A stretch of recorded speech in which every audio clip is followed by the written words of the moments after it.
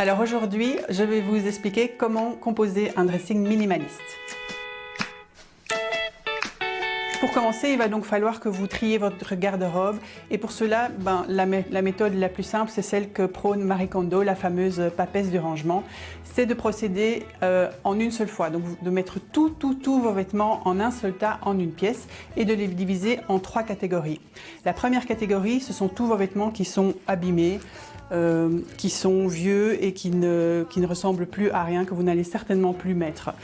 La deuxième catégorie, ce sont les vêtements que vous gardez, mais qu'en fait vous ne mettez pas parce qu'ils ne vont pas à votre morphologie, parce que vous vous dites ah peut-être il faudrait que si un jour je maigris, je vais en avoir besoin, mais qu'en fait vous ne mettez pas. Et la troisième catégorie, et c'est celle qui nous intéresse, ce sont les vêtements qui ont des belles matières, des belles coupes et qui vous mettent en valeur. Et c'est cette catégorie-là qu'on va ensuite ranger dans notre garde-robe.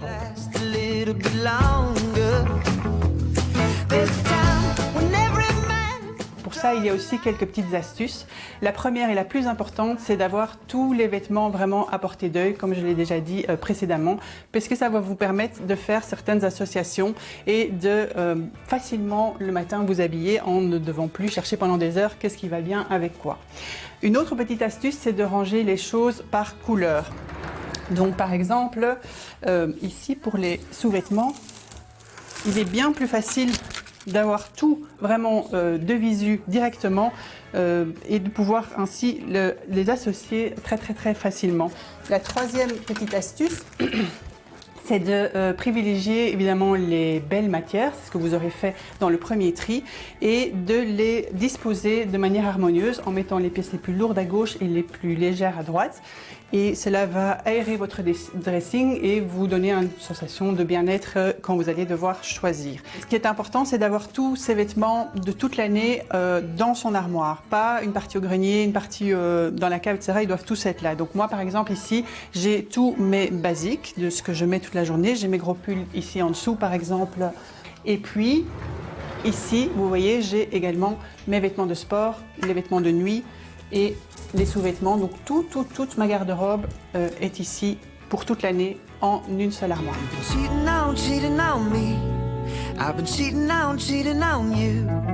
Une des questions que l'on me pose le plus par rapport au dressing minimaliste, c'est de savoir combien de pièces on doit avoir dans sa garde-robe.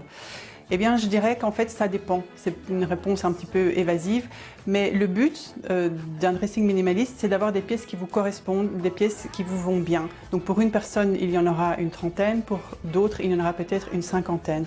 L'idée, c'est d'avoir des pièces que vous aimez et que vous allez porter souvent et longtemps. Et puis, je vais vous donner encore une toute dernière petite astuce. Quand vous allez au magasin, quand vous allez faire vos courses, réfléchissez donc toujours en termes de est-ce que ça me va, est-ce que c'est ma morphologie, est-ce que c'est une belle matière, est-ce que je vais le porter longtemps. Et quand vous revenez à la maison et que vous mettez la nouvelle pièce dans votre garde-robe, essayez d'en retirer une que vous allez vendre ou donner à des amis, etc. ou recycler. Mais comme ça, vous allez garder ce fameux nombre que vous avez eu à la base et qui correspondra vraiment à votre dressing idéal. Chez vous, vous avez probablement une garde-robe comme celle-ci, qui est donc pas du tout minimaliste et pas encore rangée, et qui ressemble à ceci, où tous les vêtements en fait sont empilés les uns sur les autres, pas d'ordre de couleur, pas d'ordre de matière, etc. Il a été prouvé que quand on a une garde-robe comme ça, on n'utilise en fait qu'à peu près 30% des vêtements qui s'y trouvent. Pourquoi? Parce qu'on prend toujours les mêmes, ceux qu'on a le plus facile à avoir. Et c'est beaucoup plus difficile d'associer les pièces les unes avec les autres. Je pense que vous le voyez par rapport au dressing minimaliste que je vous ai montré tout de suite. En général, vous partez de ça. L'idée, c'est d'essayer d'arriver à un dressing, comme je vous ai montré, beaucoup plus épuré, qui va vraiment vous faciliter la vie et qui va, sur le long terme, avoir plein de conséquences positives pour vous et pour notre jolie planète.